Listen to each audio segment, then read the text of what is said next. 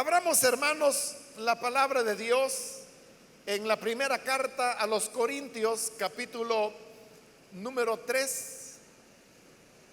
Seguimos adelante con el estudio que estamos desarrollando en la primera carta a los Corintios. Hemos llegado al capítulo 3 y ahora vamos a leer los versículos que continúan en el desarrollo de este estudio.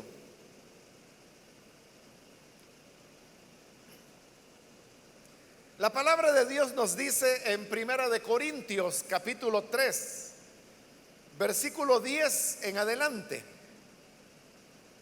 según la gracia que Dios me ha dado, yo como maestro constructor eché los cimientos y otro construye sobre ellos. Pero cada uno tenga cuidado de cómo construye, porque nadie puede poner un fundamento diferente del que ya está puesto, que es Jesucristo. Si alguien construye sobre este fundamento, ya sea con oro, plata y piedras preciosas, o con madera, heno y paja, su obra se mostrará tal cual es, pues el día del juicio la dejará al descubierto. El fuego la dará a conocer y pondrá a prueba la calidad del trabajo de cada uno. Si lo que alguien ha construido permanece, recibirá su recompensa. Pero si su obra es consumida por las llamas, él sufrirá pérdida, será salvo, pero como quien pasa por el fuego. Amén. Hasta ahí vamos a dejar la lectura. Pueden tomar sus asientos, por favor.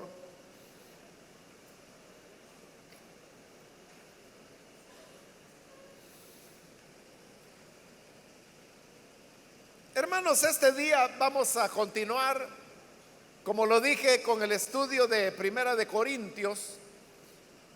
Y recordará que Pablo ha estado hablando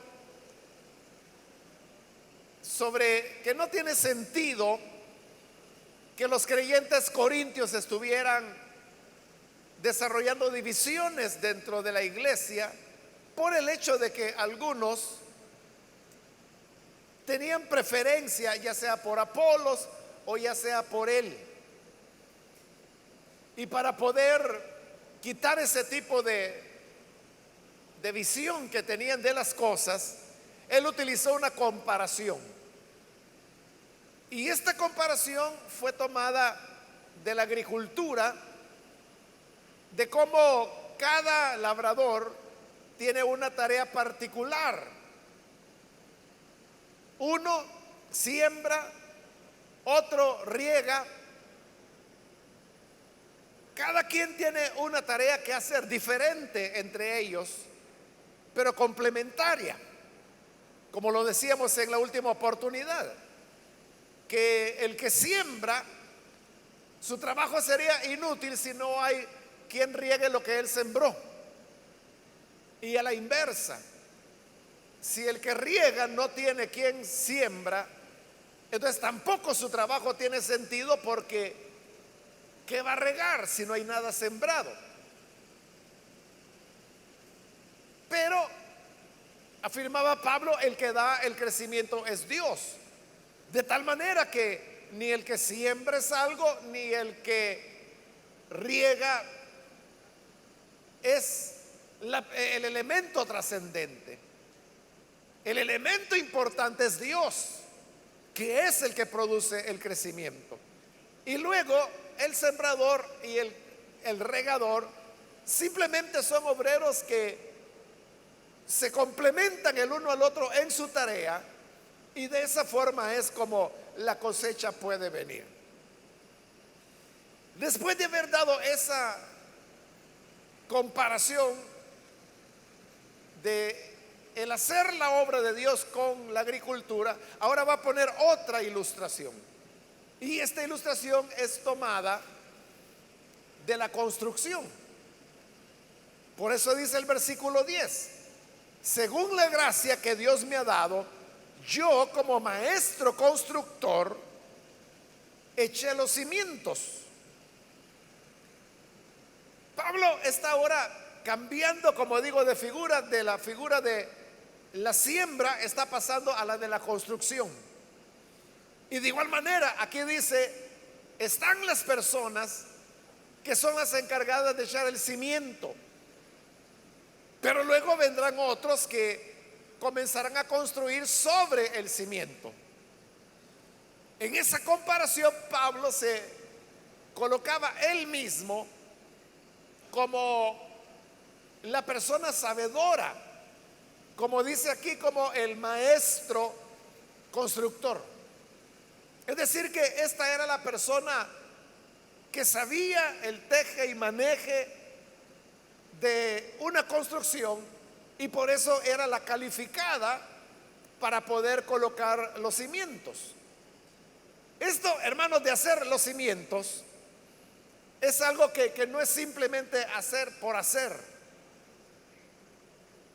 Los que han trabajado en construcción saben que hay que colocar niveles, hay que hacer los trazos, como se le llaman, y sobre esa base se va excavando para luego poder colocar lo que van a ser las fundaciones. Entonces, esa tarea es una tarea sobre la cual hay que saber cómo se hace. Una vez el fundamento está puesto, entonces ya viene el construir sobre el fundamento, pegar ladrillos, que también tiene su arte, también tiene su ciencia, pero que es ya una cosa más sencilla que aquella de trazar las fundaciones. Entonces Pablo se veía a sí mismo, o al menos así se presenta, como aquel que había puesto esas fundaciones, es decir, la parte más importante de lo que era la edificación de una nueva casa. El edificio del cual él está hablando es la iglesia, que así como anteriormente se la comparó con la labranza de Dios, hoy la iglesia está siendo comparada con el edificio de Dios, donde el edificio le pertenece a Dios. Pero al igual que con la siembra, cada obrero en una construcción tiene una tarea particular que realizar, y entre ellos se complementan. Para poder construir se necesita que haya carpinteros, albañiles, las personas que trabajan con el hierro, hacen las armazones. Pero todas estas tareas se van complementando la una a la otra, haciendo posible que la construcción vaya caminando y enfilándose. Dentro de esas variadas tareas que había, Pablo dice que a él le correspondió colocar el fundamento, que era lo principal. Y esto Pablo lo dice porque, como en otras cartas, cuando él habla del evangelio, él lo llama mi evangelio. Y cuando lo llama mi evangelio, no es que él esté diciendo que él lo inventó y que por eso le pertenece a él, porque es su creación. No, cuando él lo llama mi evangelio, es por lo que él mismo explica. Y la explicación es que el evangelio le fue revelado a él. Fue Pablo el que recibió la revelación de el significado, por ejemplo, de la muerte de Jesús en el Calvario. Porque los primeros cristianos no veían en el sacrificio de Cristo su muerte en la cruz, algo que tuviera que ver con nosotros. No veían que eso tuviera alguna implicación espiritual. Si usted lee los primeros sermones que aparecen en el libro de los Hechos de los Apóstoles, usted se va a dar cuenta que en esos primeros sermones los apóstoles hablaban de la muerte de Jesús, pero solamente la presentaban como una injusticia. Y era cierto que había sido una injusticia, pero la cuestión es que ellos no veían en esa muerte de Jesús un sentido de sacrificio, menos de sacrificio sustitutorio o como la base sobre la cual las personas habrían de tener perdón de pecados. Por eso es que ellos hablaban acerca de el sacrificio de Cristo como una injusticia que habían hecho y de la cual ellos invitaban al pueblo a arrepentirse. Pero ese arrepentirse no implicaba creer en Jesús a la manera como Pablo después lo va a elaborar.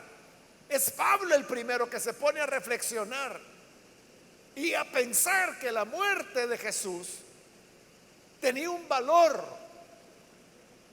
Y este valor es que por su sangre derramada, el Señor nos otorgaba el perdón de los pecados.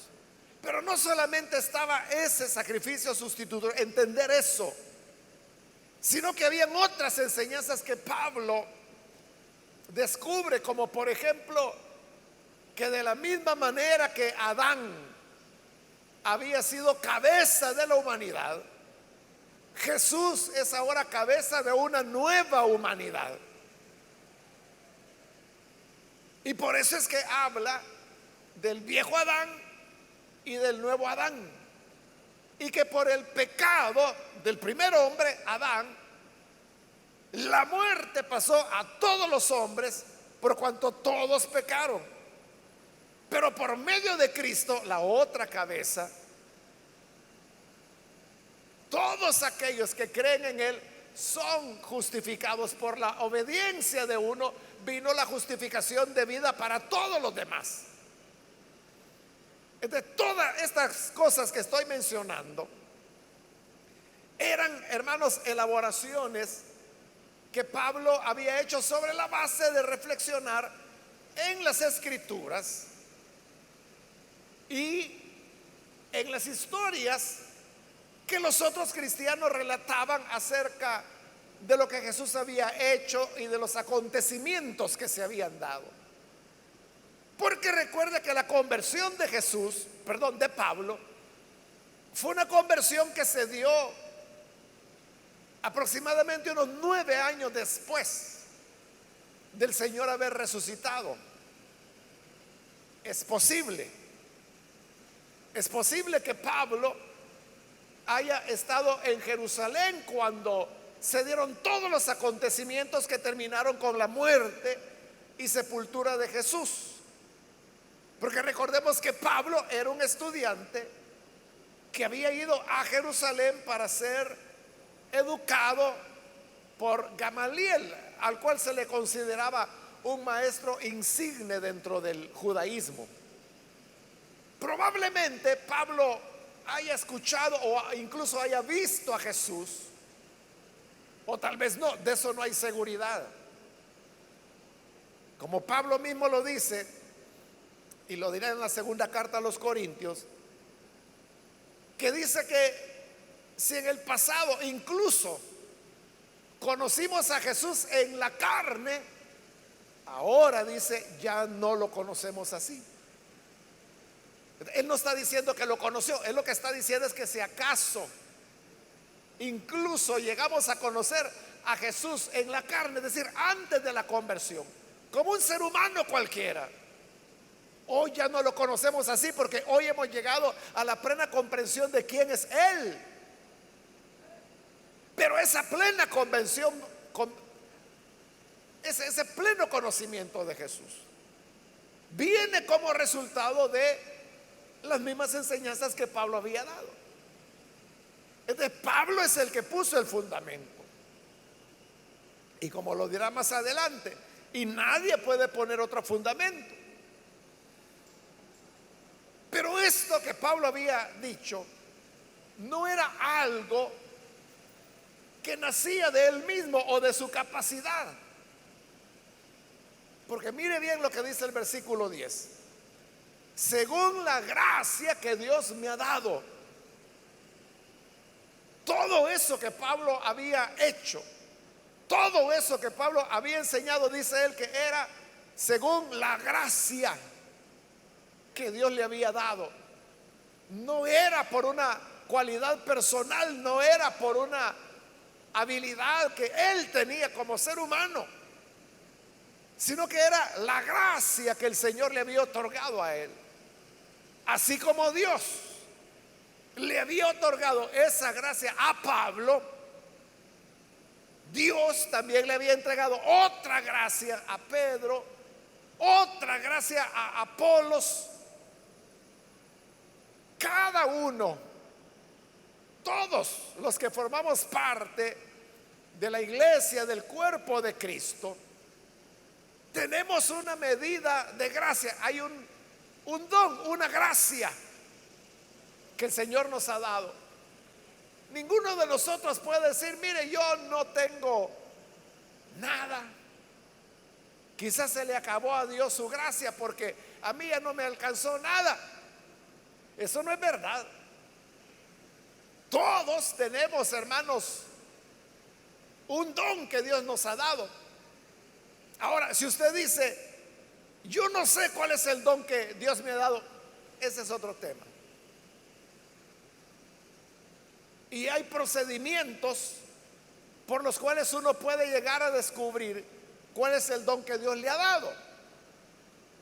Por ejemplo, una pregunta básica que nos orienta en esto de cómo saber qué don me ha dado.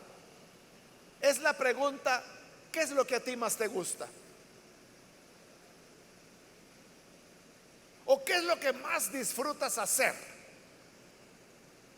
Si una persona dice, pues mire, yo lo que más disfruto y lo que más me gusta es cantar. Esa es la gracia que Dios te ha dado. Ese es el don que has recibido.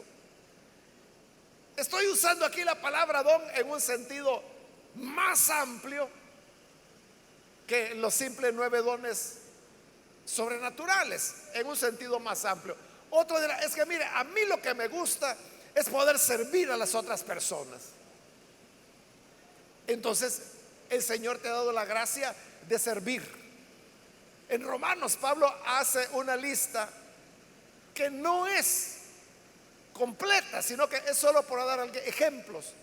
Y ahí habla de los que presiden, de los que administran, de los que hacen misericordia, de los que enseñan. Entonces, todas estas son tareas que se necesitan dentro del cuerpo de Cristo. ¿Y quiénes las van a hacer? Las personas, los creyentes, en base a la gracia que el Señor le ha otorgado a cada uno. Pablo es cuidadoso. Bueno, cuidadoso de dos cosas. Primero, cuando él dice, es que yo soy el maestro constructor, es decir, el que de verdad sabe. A él le interesa decir eso, no para que los demás digan, entonces Pablo es el más importante. Pablo lo dice porque de esa manera él defiende su trabajo, y su trabajo, como él está diciendo, es colocar el fundamento, y ese fundamento es Jesucristo. Y él dice, y nadie puede poner otro fundamento.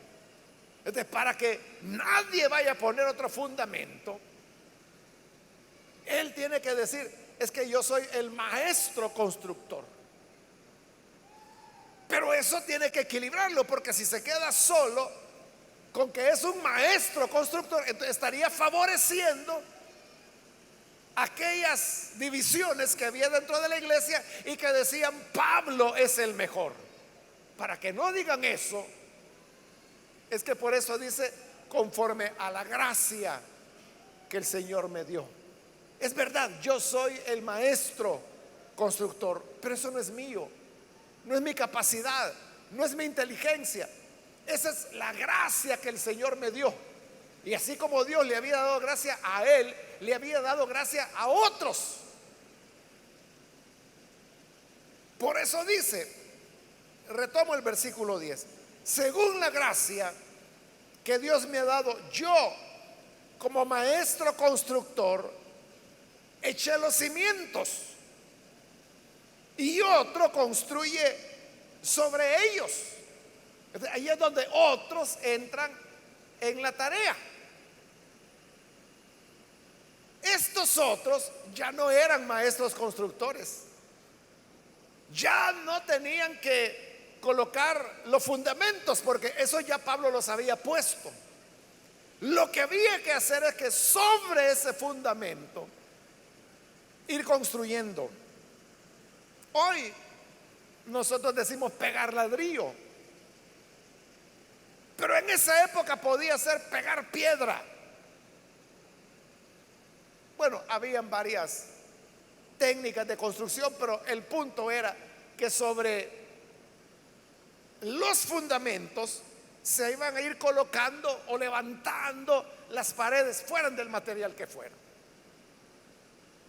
Entonces Pablo dice, estos otros, cada uno, dice la parte final del versículo 10, tenga cuidado de cómo construye. Esa ya es responsabilidad del otro.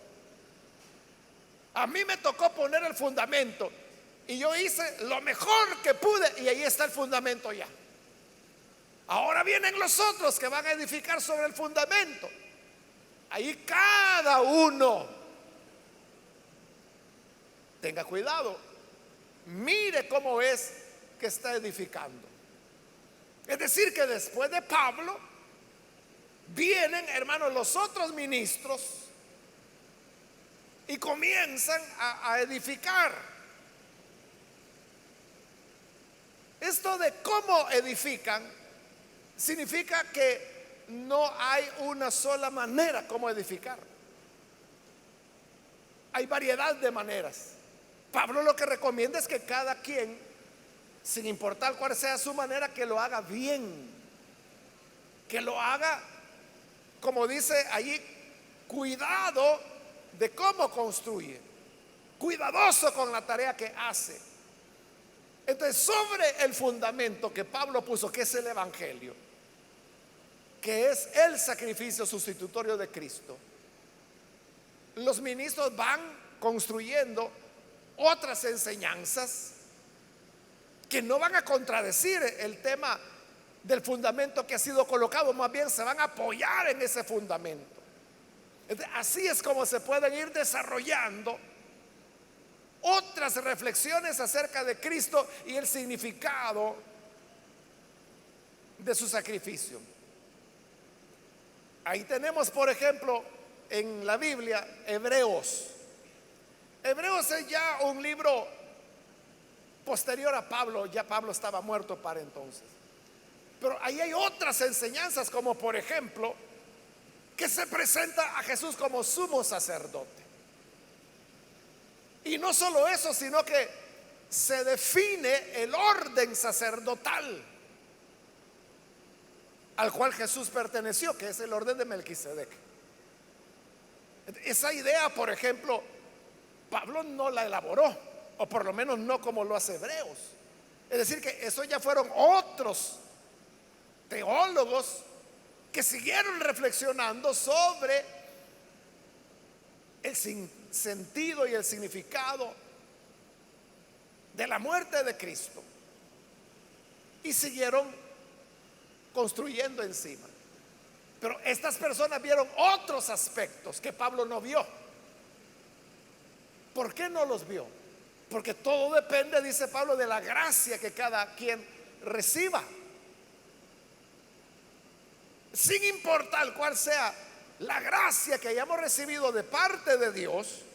Nuestra tarea es tener cuidado cómo vamos construyendo. Versículo 11: porque nadie puede poner un fundamento diferente del que ya está puesto, el cual es Jesucristo. Esa es una advertencia que Él está haciendo, porque Él está diciendo: cada quien construye a su manera, pero eso sí, nadie vaya a cambiar el fundamento. Nadie puede poner otro fundamento. Ese no me lo vayan a mover, por favor, porque ese fue puesto con la revelación que Dios le había dado, y es Jesucristo. Y nadie puede pensar, como el tema que Él ha estado tratando en los primeros capítulos, que se puede llegar a Dios por la sabiduría, por ejemplo. Entonces ya el fundamento ya no será Jesús, será la sabiduría. Pero Él dice: nadie puede poner otro fundamento, el cual es Jesucristo. Eso no lo mueva. De ahí en adelante usted puede hacer lo que desee. Me recuerdo, hermanos, cuando allá en la ciudad de Santa Ana comenzamos la construcción de lo que hoy es el auditorio que utiliza nuestra iglesia en esa ciudad.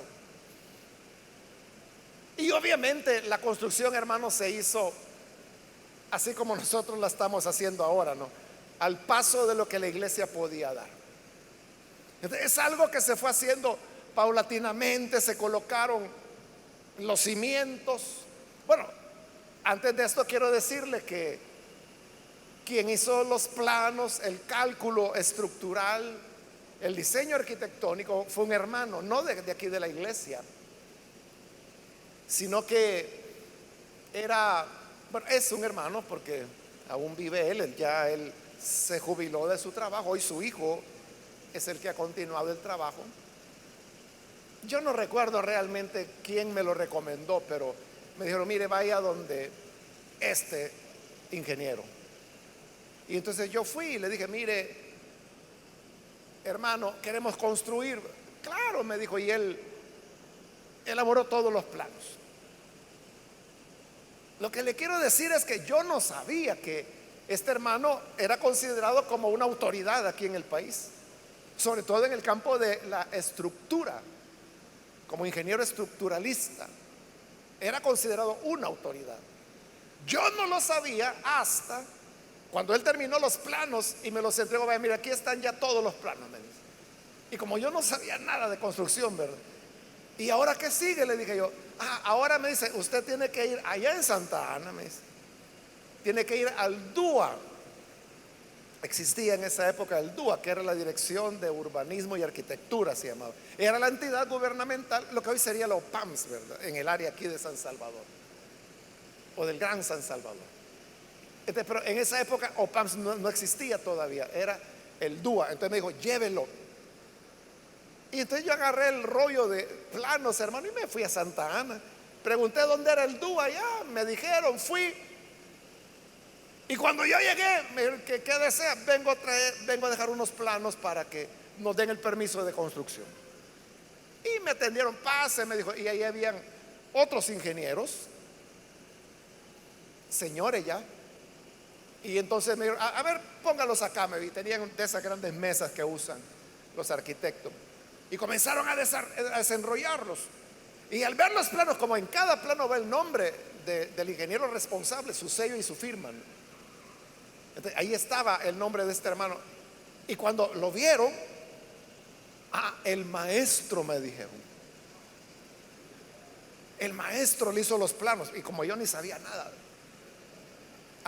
Sí, le dije yo. Pero ahí me empecé a dar cuenta de que este hermano era una autoridad en el país. No va a tener problemas, me dijo. Y así fue. Me recuerdo que solo hubo una observación, que era una cosa minúscula. Y hicieron la observación. Yo vine de regreso aquí a San Salvador con este hermano y le dije, mire, han hecho esta observación. Y él la vio, me dijo, mire, me dice, realmente no tiene sentido, me dice, la observación que ellos están haciendo, pero para que le aprueben rápido, a ver. Y le dijo al dibujante, lo cambió, aquí está, llévelo de nuevo. Se corrigió eso y plum, los permisos. Después, hermano, yo me fui enterando de que era un hermano, bueno, lo es, ¿verdad? Lo único que hoy él ya no ejerce, pero es un hermano genial para el tema del cálculo estructural. Entonces, lo que le quiero decir es que cuando ya comenzamos a levantar paredes y que se estaban haciendo las columnas, había un hermano allá en Santana que también era ingeniero civil. Y él se quedaba viendo las grandes estructuras. Y como él tenía confianza conmigo, un día platicando, mire hermano, me dice, ¿y por qué están haciendo las estructuras tan grandes? Me dice. Pues supongo que porque así están en los planos. Y me dijo, ¿me permite ver los planos? Sí, le dije yo. Y entonces él fue con los encargados y vio los planos y las cosas estaban siendo tal como el plano decía. Entonces me dice, es que mire, a mí me parece que es excesivo, me dice. Allá tiene 2 plantas el edificio. Entonces me decía, es demasiado, me dice, para la segunda planta. Mire, le dije, yo no sé. ¿Y quién fue el que le hizo estos planos? Me dijo él. Y yo le dije, el ingeniero fulano. Ah, sí, me dice, él es muy bueno, me dice, pero me parece que es demasiado. Pues yo no sé, le dije. Mire, me dice, ¿y usted me permitiría que vaya a San Salvador y yo hable con ese ingeniero, así, de ingeniero a ingeniero, para ver por qué tanta estructura? Vaya, le dije yo, porque lo que quería es que ahorráramos y que avanzara más el trabajo. Se vino hasta San Salvador y el hermano lo recibió muy bien. Y yo no estuve ahí, ¿verdad? Pero de seguro digo, mire, es demasiado hierro, demasiado grosor en las vigas que están haciendo. ¿Y sabe lo que le respondió el hermano aquí, el que sabía de verdad? Le dijo, mire, le dijo, haga de caso, le dijo, que estos planos son la Biblia, le dijo. Y así como a la Biblia no se le puede quitar ni poner, a estos planos usted no le ponga ni le quite nada, porque así es como está garantizado. Entonces lo dejó callado y se fue de regreso y me llevaba los planos de regreso y me dijo, mire, el hermano me dijo que es como la Biblia, me dice, que no hay que ponerle ni quitarle. Bueno, entonces sigamos. Bueno, y así se hizo, se construyó tal como los planos lo decían. Lo que le quiero decir, hermano, es que eso fue allá por los 1991, por ahí quizás terminamos, o un poco después, 92. Tendría que buscar la fecha, pero por ahí terminamos la construcción. Y han pasado todos los terremotos que han habido. Y hermano, eso está intacto. Porque el ingeniero hizo, en esa época no era ley como es ahora, ¿no? En esa época era optativo, pero yo le había dicho, mire, yo quisiera que fuera una estructura antisísmica. Ah, está bien, me dijo él. Así hizo el cálculo. Hermano, eso ni se mueve cuando hay temblor allá. Con la ventaja de que es un lecho de roca. Eso costó muchísimo, hermano. Hubo que usar dinamita para ir rompiendo, pero estábamos construyendo sobre la roca. Gloria a Dios.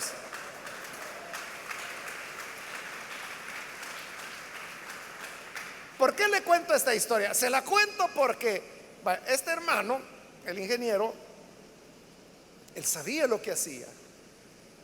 O sea, era una eminencia entre los ingenieros, el maestro le llamaban. Entonces, él era celoso de su trabajo. Entonces, cuando alguien llegó y dijo, mire, ¿y por qué lo está haciendo así? Él dijo, mire, no toque nada, haga de caso que en la Biblia esto no se le pone ni se le quita. Igual Pablo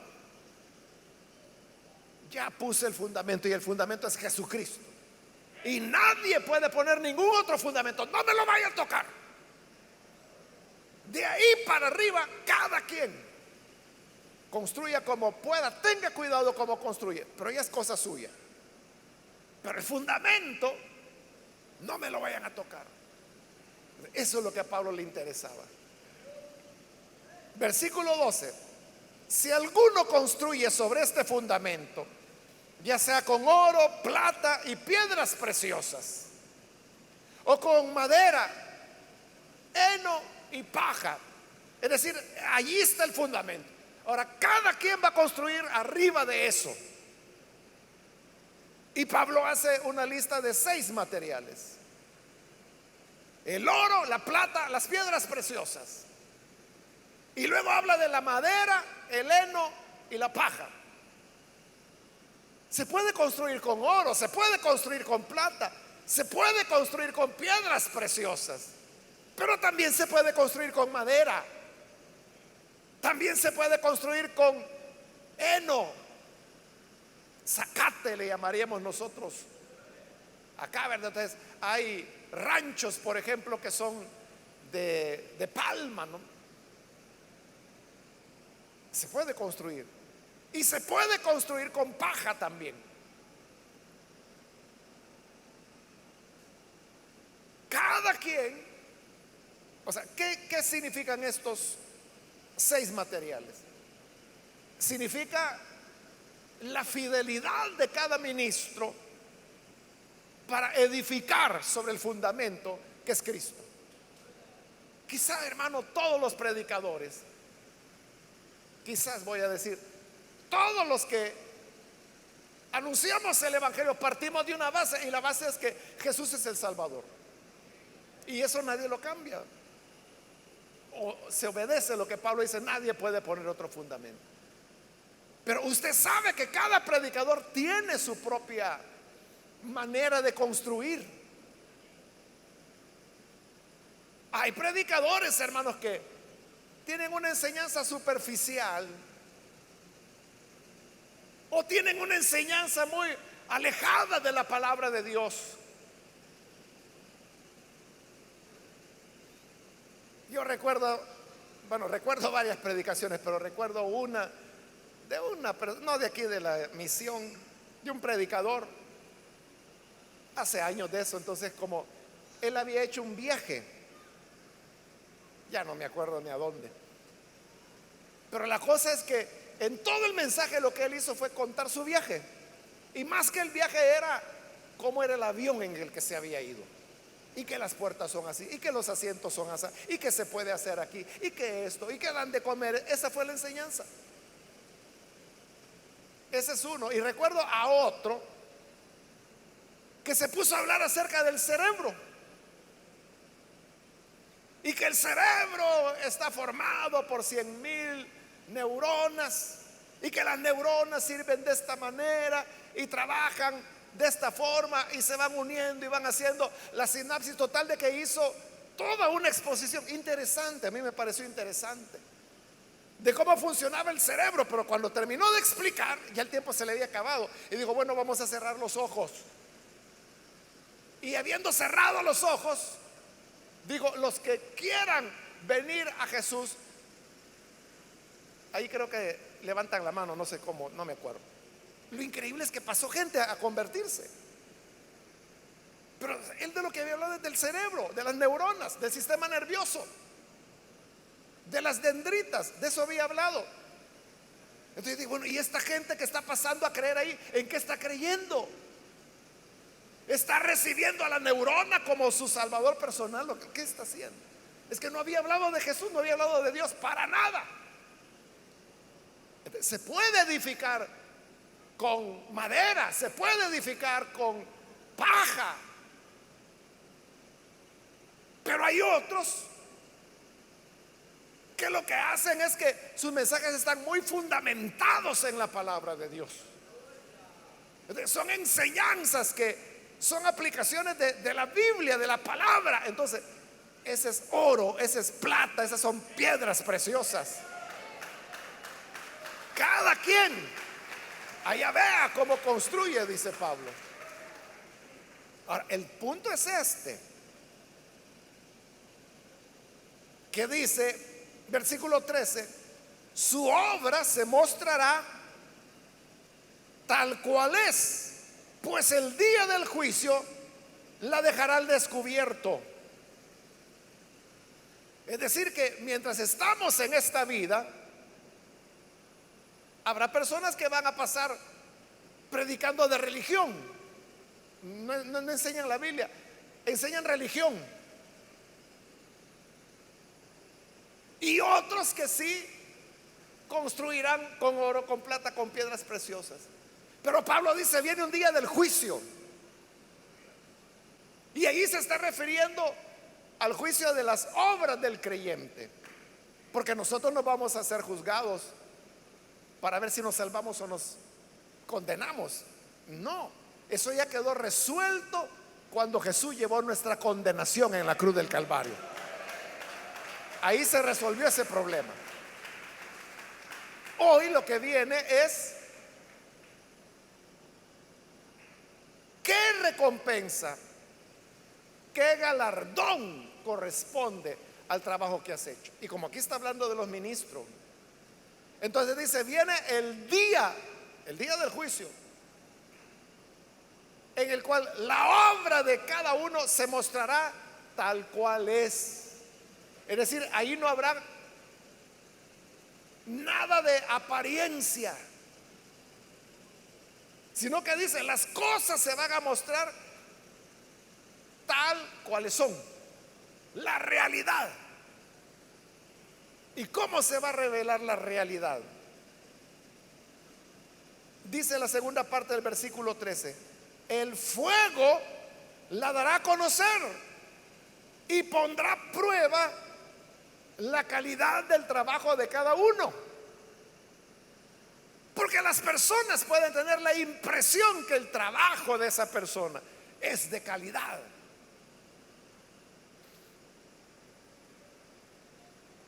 Pero el fuego, dice, hará la prueba final.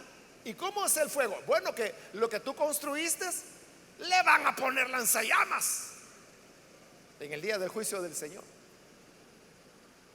Si tú construiste con oro o con plata, ¿qué va a pasar? Nada, porque esos son materiales imperecederos.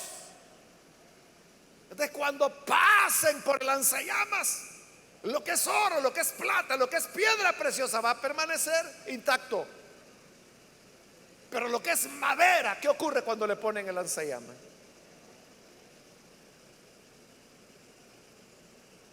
Obviamente se va a quemar, o si es heno, o si es paja. Es que eso es, hermanos, combustible. Entonces, ¿qué va a quedar? Carbón. Esa es la realidad del trabajo que hizo ese ministro. Todo era pasajero. Usted sabe, hermano, que hoy hay variedad de materiales que venden para construcción. Y a veces uno entra en edificios así grandes como centros comerciales, cosas así, ¿verdad?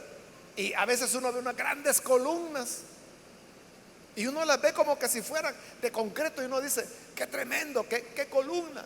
Pero si usted va y la toca, suena hueco. No es concreto, es madera. Claro, adentro ha de haber una columna de acero, ¿no? Pero la envuelven en un paquete de madera y le dan toda la apariencia. A veces puede ser de concreto, a veces puede ser de granito, de mármol. Entonces la gente puede creer que es mármol y no. Es solo la apariencia. O paredes. Usted sabe, hay oficinas que uno ve la pared, pero si usted la toca, está hueca.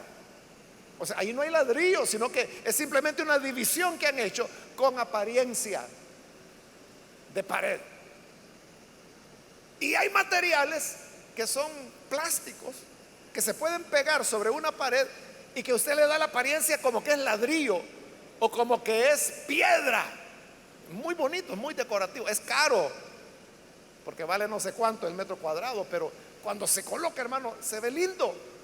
Y se ve como que si fuera de lajas de piedra. Y uno dice, qué barbaridad, esta pared, ¿cuánto habrá costado? Y es puro plástico. Entonces, ¿cómo saber lo que es real de lo que no es real? Eso es igual que algunas flores, ¿verdad, hermano? Que a veces uno, bueno, ¿y esto? ¿Serán de verdad o qué? Y son tan idénticas que uno tiene que ir y tocar, estas son de verdad.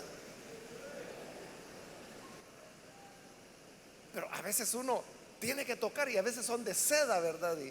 Y se ven tan naturales. ¿Cuál es la verdadera prueba? El fuego, hermano. Si esas columnas supuestamente de mármol, usted le mete fuego y son de madera, se va a cocinar, hermano. Pero lo que es mármol de verdad, no hay fuego que lo pueda tocar. Entonces, el juicio manifestará la obra que cada predicador hizo. La obra de cada predicador no se va a medir por el aplauso, por la aceptación, por la opinión que la gente tenía. Ay, qué tan chistoso que era nuestro pastor. Todavía me río. No es eso lo que lo va a probar delante de Dios. Es como le digo, cuando le metan la llama, a ver si queda algo todavía. A ver si aunque sea carbones quedan.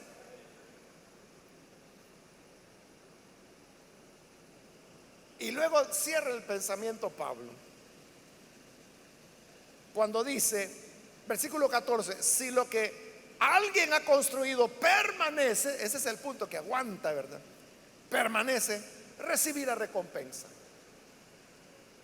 Es decir, aquel que construyó sobre el fundamento, le meten el lanzallamas y su obra permanece, no se quemó, significa que estuvo bien hecha. Eso muestra la calidad, dijo Pablo. Entonces, él recibirá recompensa. ¿Y qué pasa si no? Si se le quemó todo. Dice el 15, si su obra es consumida por las llamas, él sufrirá pérdida. ¿Qué es lo que va a perder? La obra que hizo. Se mostrará que todo era apariencia, cartón pintado de madera o pintado de granito o de mármol, de bronce, el color que le quieran dar. Pero como es madera, se va a quemar y eso se va a perder. ¿Y qué va a pasar con esa persona? Dice la parte final del 15, él sufrirá pérdida, será salvo, pero como quien pasa por el fuego.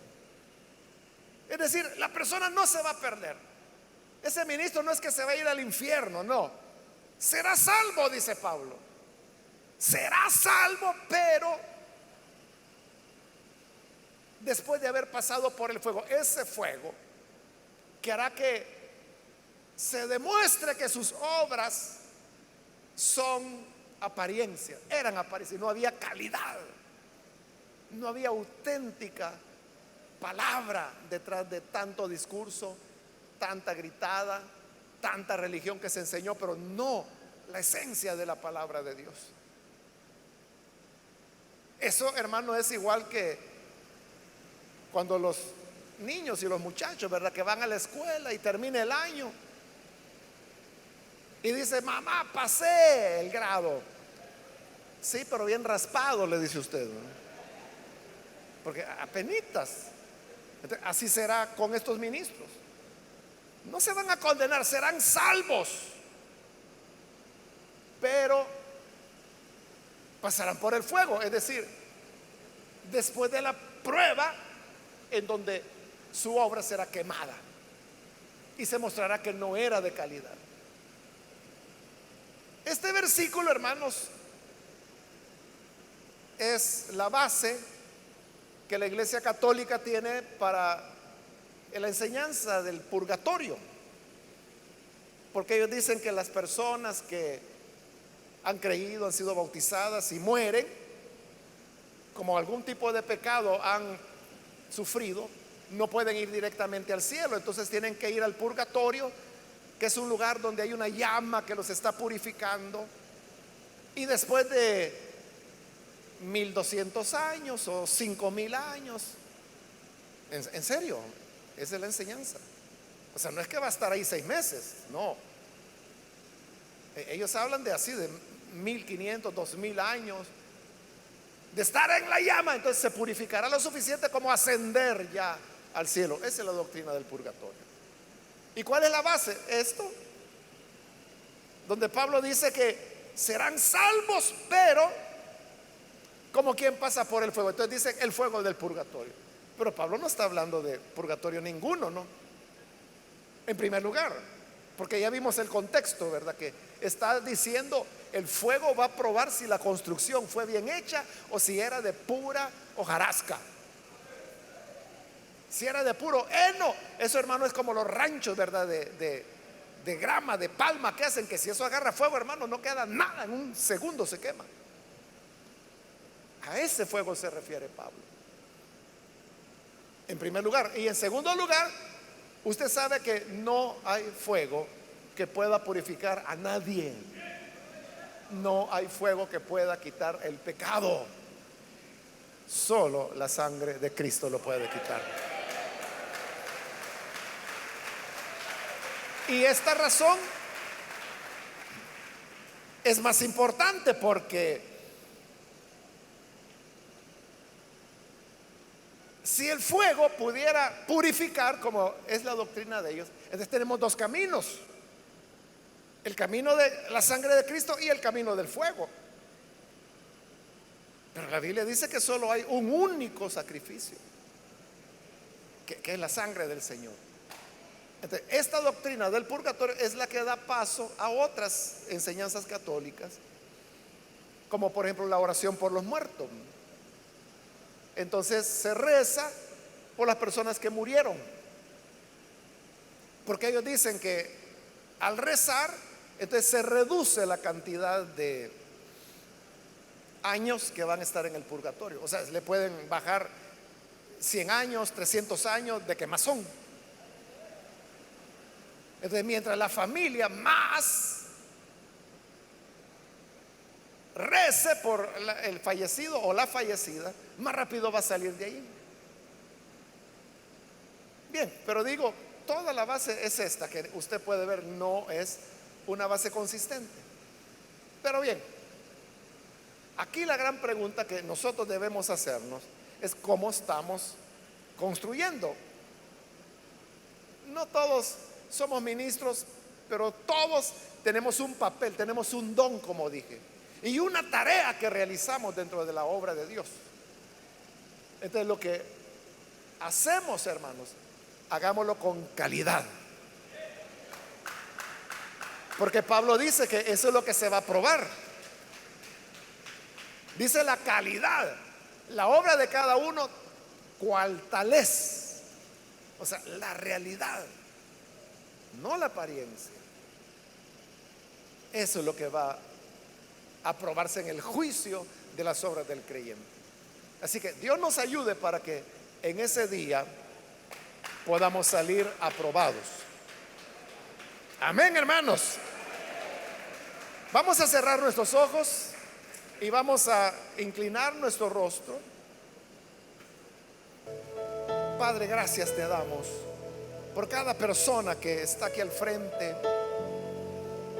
Gracias porque tú, Señor, eres hacedor de maravillas. Y aquí están, Señor, estas personas que vienen reconociendo su necesidad espiritual y por eso se entregan a ti. Lo mismo te pedimos por aquellos que a través de los medios de comunicación se están uniendo a esta oración. Donde quiera que están, Señor, llega hasta ellos para cambiarlos, transformarlos, regenerarlos, que puedan tener una vida nueva. Y así, Señor, servirte amarte. Ayúdanos a todos, Señor, para que sobre el fundamento que ya está puesto podamos construir, pero que lo hagamos con calidad, con sinceridad, honestamente, para que nuestra construcción sea de oro, de plata, de piedras preciosas, y no de madera, heno o paja, para que en el día, cuando nuestras obras sean juzgadas, puedan permanecer y no vayan a ser quemadas. Que así sea, Señor, para gloria de tu nombre, para que tú seas alabado y bendecido ahora y por siempre. Ayúdanos, Señor, es nuestra oración por Jesucristo nuestro Salvador. Amén y amén.